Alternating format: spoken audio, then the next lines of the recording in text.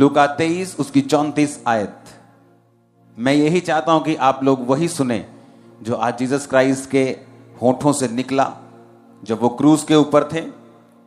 पहला शब्द लूका 23 उसकी 34 आयत में लिखा, तब यीशु ने कहा, हे पिता इन्हें क्षमा कर, क्योंकि ये नहीं जानते ये क्या कर रहे हैं। और उन्होंने चिट्ठियां डालकर उसके कपड़े बांट लिए। उसके कपड़ों को बांटा गया क्योंकि प्रोफेटिक वर्ड पूरा हुआ जो पुराने नियम में बोला गया था। जीसस क्राइस्ट जो फोकस से भरे हुए थे, उन्हें मालूम था कि वो जगत में पापों की, गुनाहों की क्षमा देने के लिए आए हैं, वो लोगों को दंडित करने के लिए नहीं आए। बाइबल कहती है जब वो लोगों को देखते थे तो तरस से भर जाते थे, चाहे थके होते थे फिजिकली, 3-3 दिन का क्रूसेड करने के बाद भी, फिर भी वो लोगों को हील करते थे, डिलीवर करते थे, क्योंकि बाइबल कहती उसको लोग इस तरह से दिखाई देते थे जिस तरह भेड़े हों जो व्याकुल हैं।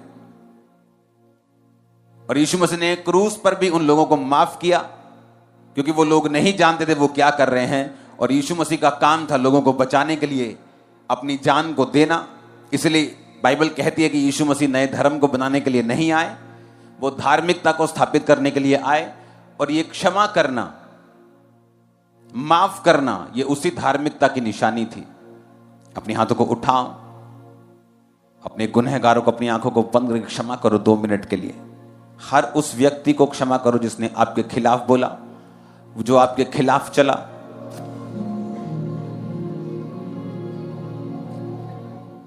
प्रभु यीशु मसीह के सामर्थी नाम में हम मांगते हैं। आप क्षमा नहीं कर सकते अगर आपका लाइफ, अगर आपकी जिंदगी जो है वो फोकस से भरी हुई नहीं, अगर आपने एक टारगेट नहीं रखा जो स्पिरिचुअल है, अगर आपका टारगेट है कि आप परमेश्वर की दी हुई मंजिल तक पहुंचना चाहते हैं, तो आपको यह मालूम होना चाहिए कि माफी ना देना, गुनहगारों को माफ ना करना और लोगों के लिए अपने दिल में नफरत को रखना, चाहे वो आपके गुनहगार क्यों ना हो, आपकी मंजिल से आपको दूर करता है। इसलिए बाइबल में लिखा है पति और पत्नी एक मन हो ताकि प्रार्थनाएं उनकी रुक ना जाएं। इसलिए बाइबल में लिखा तुम अपने कसूरवारों को माफ करो ताकि तुम्हारा पिता भी तुम्हें क्या करे, माफ करे। यीशु मसीह का टारगेट इतना क्लियर था, उनका फोकस इतना क्लियर था, इसीलिए जो उनको दर्द भी दे रहे थे, परमेश्वर यही कह रहे थे कि हे पिता उन्हें माफ कर। दूसरा शब्द परमेश्वर ने कहा लूका 23 उसकी 43 में, यीशु ने कहा मैं तुमसे सच सच कहता हूं आज ही तू मेरे साथ स्वर्ग लोक में होगा। 2 डाकू परमेश्वर के एक दाहिने एक बाहिने चढ़ाया गया था। एक डाकू खुदा से कहता था कि अगर ये परमेश्वर का बेटा होता तो अपने आप को बचाता और हमें भी बचाता, और वो ताने मार रहा था परमेश्वर को कि अगर तू परमेश्वर का बेटा है तो तू अपने आप को क्यों नहीं बचा पा रहा। और दूसरा डाकू तौबा करते हुए, पीटते हुए परमेश्वर से कहता है कि हे, और दूसरे को डांटता भी है कि इसने कोई पाप नहीं किया लेकिन हम अपने पापों के कारण सूली पे चढ़े हैं। और उसने कहा कि हे यीशु, जब तू स्वर्ग में जाए तो मुझे याद करना। यीशु मसीह, बाइबल बताती है कि उस समय क्रूस के ऊपर थे, और स्टडी बताती है कि जब किसी व्यक्ति को क्रूस पर चढ़ाते थे तो उसकी जो मृत्यु होती थी वो कोड़ों के कारण नहीं होती थी, क्रूस पर चढ़ने के कारण नहीं होती थी। क्रूस पर चढ़ने के बाद जो उसके फेफड़े होते थे वो सांस लेना मुश्किल होती थी, और प्रेशर से जो दिल था वो फट जाता था। हार्ट जो होता था वो फट जाता था जिसको वो सूली पर चढ़ाते थे, और हार्ट फटने से बंदे की जो मौत होती थी सूली के ऊपर। और इतनी पेन में होने के बावजूद भी यशाया कहता है कि उसकी सुंदरता जो थी वो आदमियों के जैसे नहीं रह गई थी। इतनी पेन के बावजूद भी परमेश्वर ने अपना टारगेट नहीं भूला कि मैं दुनिया में बचाने के लिए आया हूं, रूहों को परमेश्वर के साथ मिलाने के लिए आया हूं। और परमेश्वर ने उससे कहा आज ही रात तू मेरे साथ स्वर्ग में होगा। और परमेश्वर ने उस मरते हुए पापी को बचाया, और यही परमेश्वर का मकसद था, और फोकस परमेश्वर ने छोड़ा नहीं। यीशु मसीह के उन क्रूस के शब्दों से हम सीख सकते हैं, वो हमारे लिए बोले गए थे कि आप पेन में भी, परीक्षा में भी अपने टारगेट को आप भूल नहीं सकते। आप बीमारी में भी रहकर सेवा कर सकते हैं, आप दुख में भी रहकर परमेश्वर का काम कर सकते हैं, आप मसीह जिंदगी को जी सकते हैं। इसलिए प्रभु यीशु मसीह ने यह नहीं कहा अरे चुप कर, तू जानता नहीं मुझे कितनी पेन हो रही, तू जानता नहीं मैं क्रूस पे हूं, मैं तो खुद नहीं बच पा रहा, तुझे क्या बचाऊंगा। लेकिन यीशु मसीह जानते थे कि मैंने अपनी मर्जी से अपने आप को इनके हाथों में दिया, और तीसरे दिन मैं मुर्दों में से जी उठूंगा, मैं इनके लिए मारा जाऊंगा और गाड़ा जाऊंगा।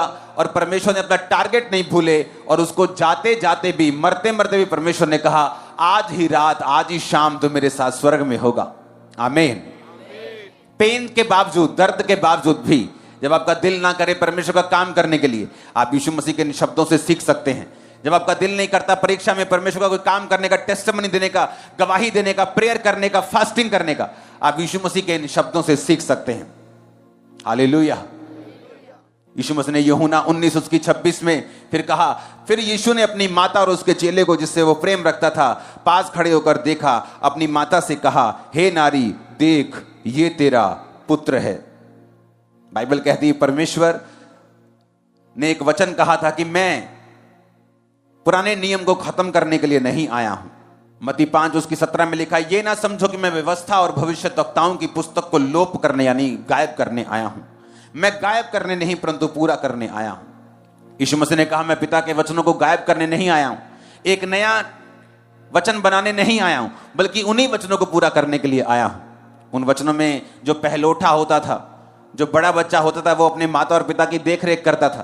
तो यीशु मसीह क्रूज पर लटके हुए भी अपने वचन से वो हटे नहीं, अपनी ड्यूटी नहीं भूले, और सामने वाले चेले को जो यूहन्ना था कहा, हे यूहन्ना ये तेरी माता है। हिंदी में लिखा हे नारी, लेकिन वो हे नारी नहीं है ओरिजिनल भाषा में। वो एक ऐसा शब्द है यूनानी भाषा में जो किसी औरत के लिए तब लिया जाता है जब कोई आदमी उसकी बहुत इज्जत करता है। इंग्लिश में लिखा वुमेन, ओ वुमेन, हिंदी में लिखा ए नारी। ए नारी जब मैं किसी आपको बोलूं ए नारी, तो कई बार ये इतना रिस्पेक्टेबल नहीं लगता, लेकिन यीशु मसीह ने जो शब्दों का प्रयोग किया यूनानी भाषा में, जो ओरिजिनल बाइबल लिखी गई है, जो ओरिजिनल वचन जिस भाषा में लिखा गया है, उस भाषा में उस वचन का मतलब था रिस्पेक्टफुल।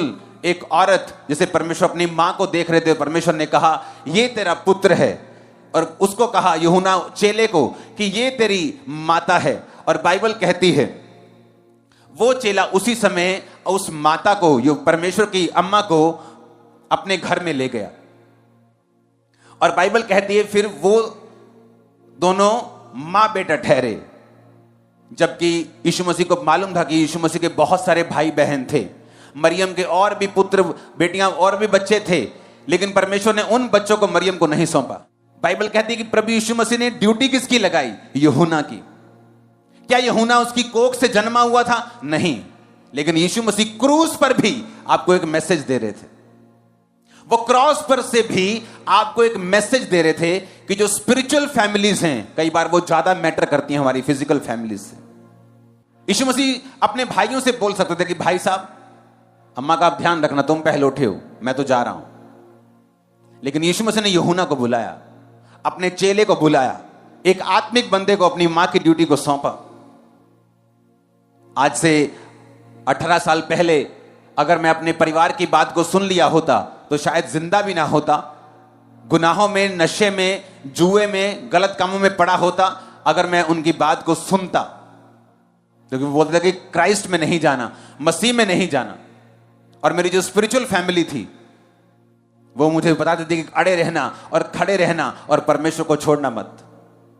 कई बार आपकी जो स्पिरिचुअल फैमिलीज हैं, क्योंकि जो परमेश्वर का मकसद है, जो परमेश्वर की बुलाहट और टारगेट है, वो परमेश्वर आपके मेंटर के मुंह से, आपके पास्टर के मुंह से, आपकी चर्च के मुंह से, वहां से वो आपके दिल में डालता है और आपसे वो बात करता है। पवित्र आत्मा आपके सेवक के जरिए से आपसे बात करता है, आपकी स्पिरिचुअल फैमिली के जरिए से। क्योंकि जो टारगेट, जो बुलाहट है, वो एक कांटेक्ट पॉइंट है, वो एक जरिया है उसे पूरा करने का आपकी लाइफ में।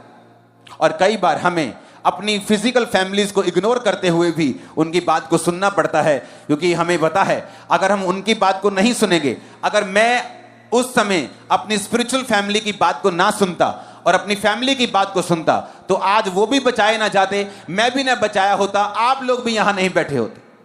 तो मेरा स्पिरिचुअल फैमिली की बात को सुनना मेरे उद्धार का कारण ठहरा, मेरी चंगाई का, मेरी बरकत का।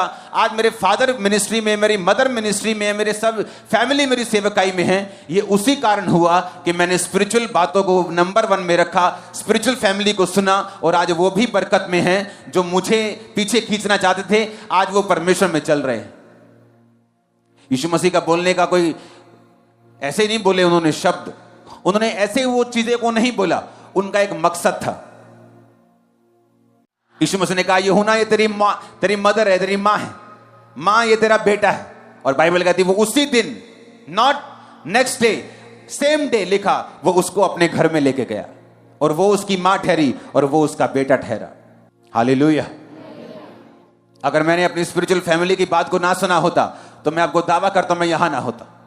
मेरे घर में इतना कलेश रहने लगा था और इतनी धमकियां जाती थी पास्टर्स को कि एक दिन उन्होंने फैसला कर लिया था और मुझे आने से मना कर दिया था। कहते थे आपके जो फैमिली हमें पीटेगी, वो हमारे पर कुछ प्रॉब्लम करेगी, आप यहां मत आओ।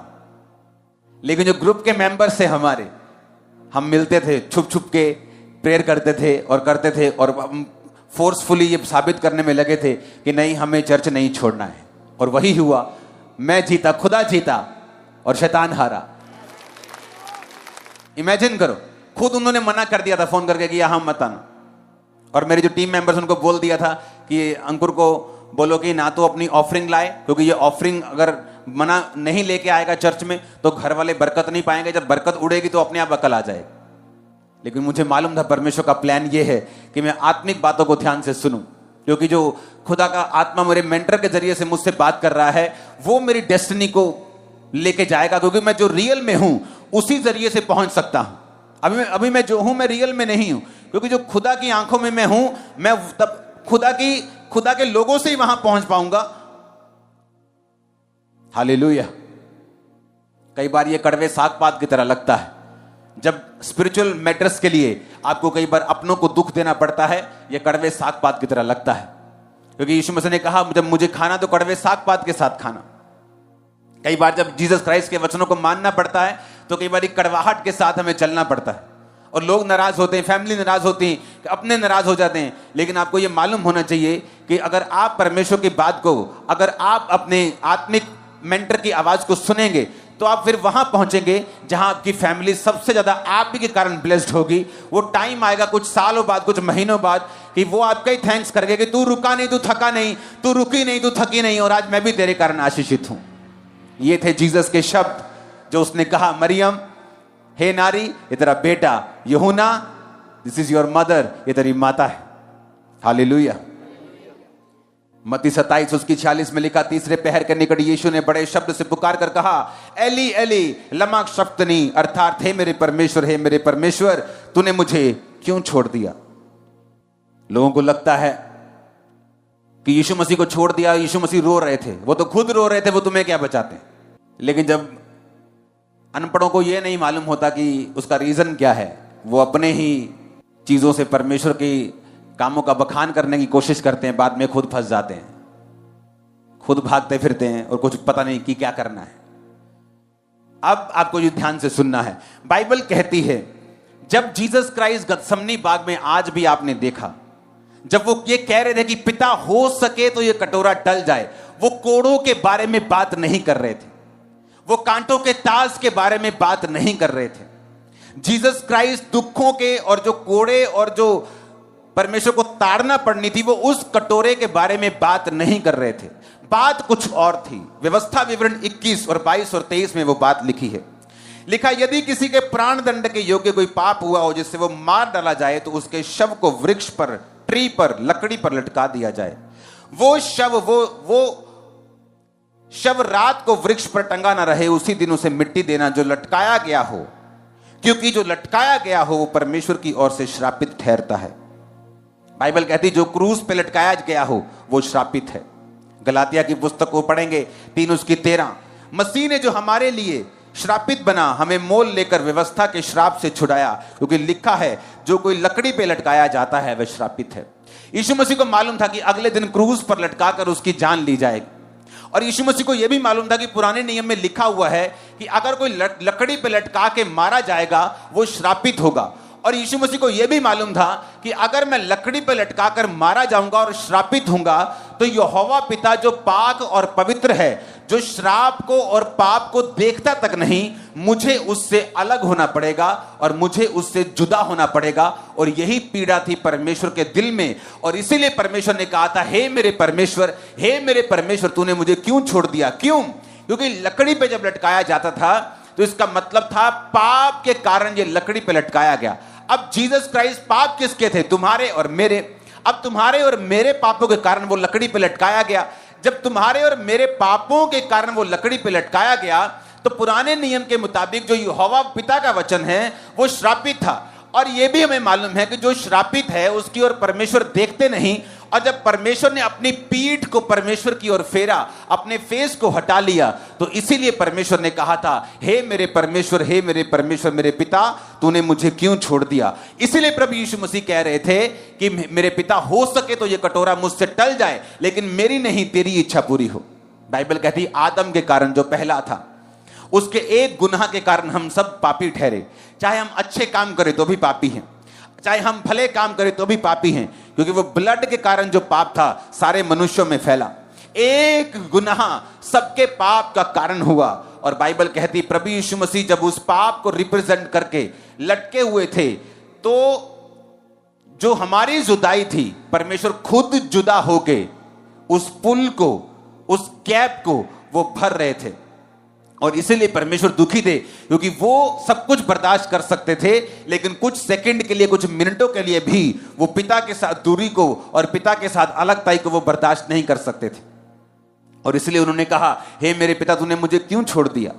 क्योंकि वचन पूरा हुआ, जो काट पे लटकाया जाता है वो श्रापित है। अगर वो श्रापित है तो पाप उसे देखेगा नहीं, छोड़ देगा। वो छोड़ा इसलिए गया ताकि हम परमेश्वर में आ सकें। लेकिन जिस तरह आदम के पाप के कारण सारी दुनिया पापी ठहरी, यीशु मसीह की आज्ञाकारिता के कारण तुम और मैं आज धर्मी हैं। एक मनुष्य के कारण हम पापी थे और एक के कारण आज हम धर्मी होकर खड़े हैं। आमीन, हालेलुया। और इसलिए परमेश्वर ने कहा था, तूने मुझे क्यों छोड़ा। और बाइबल कहती जब परमेश्वर ने अपने कामों को कर लिया, पिता के साथ मेल मिलाप कर लिया, अपने लहू को बहा दिया, सिर्फ तीसरे दिन वो मुर्दों में से जी उठा, शैतान का तमाशा बना दिया। आज तक बना रहा है शैतान का वो तमाशा, हर संडे थर्सडे रोज 24 घंटे बनता है दुनिया। हालेलुया। उसका अगला शब्द यीशु मसीह ने यूहन्ना 19:28 आयत में बोला। इसके बाद यीशु ने ये जानकर कि सब कुछ पूरा हो चुका, पवित्र शास्त्र में जो कहा गया वह पूरा हो, और कहा, मैं प्यासा हूं। आमीन। ताकि लोगों को ये, वो एक ह्यूमन था, ये नहीं था कि वो अगर परमेश्वर है तो उसको दर्द नहीं हो रही, तो फिर उस कुर्बानी का कोई भी फायदा नहीं होता। वो उसने अपनी प्यास को साबित दिखाया, दर्शाया, ताकि आपको मालूम हो कि वो एक सचमुच आदमी था, सचमुच शरीर था। वो कोई ऐसा नहीं था कि परमेश्वर लटका हुआ, उसको कोड़े मारो, उसको कोई दर्द नहीं हो रहा। वो रियल फॉर्म में, इंसान की फॉर्म में आया, ताकि आप ये ना कह सके कि रब नू की पता मेरे दुख किद्दां दे ने, ओनू की पता, वो तो ऊपर बैठा। बाइबल च लिखा, रब धरती दे उत्ते आया, तुहाडे ते मेरे वांग शरीर धारण कीता, वही सहा जो तुम सहते हो। वही मेंटल टॉर्चर, वही शारीरिक टॉर्चर, सब कुछ परमेश्वर ने देखा। भूख देखा, प्यास देखा, थकावट देखी, सब कुछ देखा।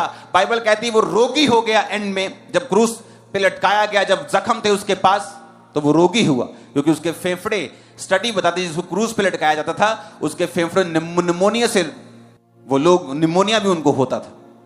जिस बंदे ने जीसस क्राइस्ट का रोल किया था passion of the Christ movie में, वो बताता था कि जब शूटिंग चल रही थी तो वो मरने तक पहुंच गया था, क्योंकि उसको निमोनिया हो गया था शूटिंग करते वक्त।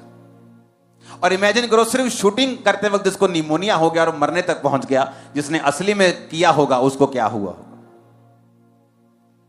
और बाइबल कहती मैं प्यासा हूं, ताकि आपको मालूम हो कि यीशु मसीह पूरे शरीर में थे, उन्हें सब कुछ सहा, सब कुछ वही महसूस करते थे जो आप आज महसूस करते हैं। वो कमियां, वो घटियां, वो दुख, वो दर्द, वो सब कुछ जो एक इंसान जिस चीज से होकर निकलता है, वो सेपरेशन, वो अलगताई, वो रिजेक्शन, हर एक चीज, वो टॉर्चर, वो ताने, वो बीमारी, वो पीड़ा, वो दर्द, वो रिजेक्शन, एवरीथिंग उसने सहा, ताकि जब आज कोई दुखी परमेश्वर के पास आए तो उसको मालूम हो कि ये वो परमेश्वर है जो बातें करने वाला नहीं, ये वो परमेश्वर जिसने मेरे लिए सब कुछ सहा है और मुझे भी आजाद कर सकता है। आमीन। और बाइबल कहती है, अगला वचन यीशु ने कहा यूहन्ना 19:30 में, तब यीशु ने यह सिरका लिया और कहा, पूरा हुआ, और सिर झुकाकर प्राण त्याग दिए, और ऊंची आवाज में प्राण त्याग दिए। आमीन। यीशु ने सिरका लिया, ऊंची आवाज में प्राणों को त्यागा और कहा, सब पूरा हुआ। क्या पूरा हुआ? तुम्हारी चंगाई का काम। जब वो क्रूस उठाकर आ रहा था तो उसी रास्ते को, उसी वे को, उसी सफर को, हिंदी वाला सफर को पूरा कर रहा था जो तुम्हारा और परमेश्वर के बीच में गैप था। जब कांटों का ताज उसके सिर पे डाला गया और लहू बहा, तो वो तुम्हारे लिए राजा की कुर्सी पर, जो उसको बोलते थे कि तू राजा है तो कांटों का ताज तुझ पे डालेंगे। कोड़े मारे जा रहे थे, तुम्हारी चंगाई का इंतजाम हो रहा था। गसमनी बाग में बाइबल कहती है उसका पसीना लहू की बूंदे बनकर निकल रहा था। इंग्लिश में बीमारी का नाम है ये कि जब कोई व्यक्ति बहुत ज्यादा स्ट्रेस में चला जाता है, मौत का स्ट्रेस, तो उसके पसीने में से कई बार ब्लड की बूंदें निकलती हैं। उस तरह के स्ट्रेस से परमेश्वर निकले तुम्हें स्ट्रेस से आजाद करने के लिए। तुम्हें चिंता ना हो, तुम्हें डिप्रेशन ना हो, तुम्हें बीमारी ना हो, तुम गरीब ना रहो, तुम अलग ना रहो, तुम बाप के साथ रहो। आमीन। इसलिए उसने कहा पूरा हुआ, एवरीथिंग फिनिश्ड। तुम्हारी चंगाई का काम पूरा हो चुका है। अब जीसस ने कोड़े नहीं खाने, तुमने बिलीव करना है। तुम्हारे उद्धार का काम पूरा हो गया, तुम्हारे फैमिली के उद्धार का काम पूरा हो गया, तुम्हारे छुटकारे का काम पूरा हो चुका है, तुम्हारे हर चंगाई का, बरकत का काम पूरा हो चुका है, तुम्हारे अच्छी लाइफ का इंतजाम हो चुका है। अब तुम्हें सिर्फ स्वीकार करना है। उस डाकू ने तो कोई बपतिस्मा भी नहीं लेने का टाइम था उसके पास। ये नहीं कि आप ना लें, आपके पास टाइम है, आप क्रूस पे नहीं। जीसस ने कहा आज शाम तू मेरे साथ होगा, चल पार्टी करते स्वर्ग में। आमीन। आज शाम तू मेरे साथ होगा हेवन में, क्योंकि वो सारे काम पूरे हो चुके हैं। आपको बरकत चाहिए, काम पूरा हो चुका है। जस्ट जीसस के पास आना और बिलीव करना। आपको आशीष चाहिए, आपको छुटकारा चाहिए, आपको साल्वेशन चाहिए, आपको जो कुछ भी चाहिए, कहता है इट इज फिनिश्ड, सब कुछ पूरा हो चुका। अपने हाथों को उठा। ये सारे शब्द जो खुदावंद ने बोले आपके जीवन में बरकतों को लेके आए और आप इस समझ को ले सकें यीशु मसीह के सामर्थ्य नाम में। अंधकार की शक्तियां आपकी जिंदगी में कार्य न कर सकें। अपने हाथों को उठा के प्रार्थना करेंगे ऊंची आवाज में। परमेश्वर के वचनों को सुनने के लिए हमारे चैनल को सब्सक्राइब कीजिए और हमारी लेटेस्ट वीडियो सबसे पहले देखने के लिए बेल आइकन को प्रेस कीजिए।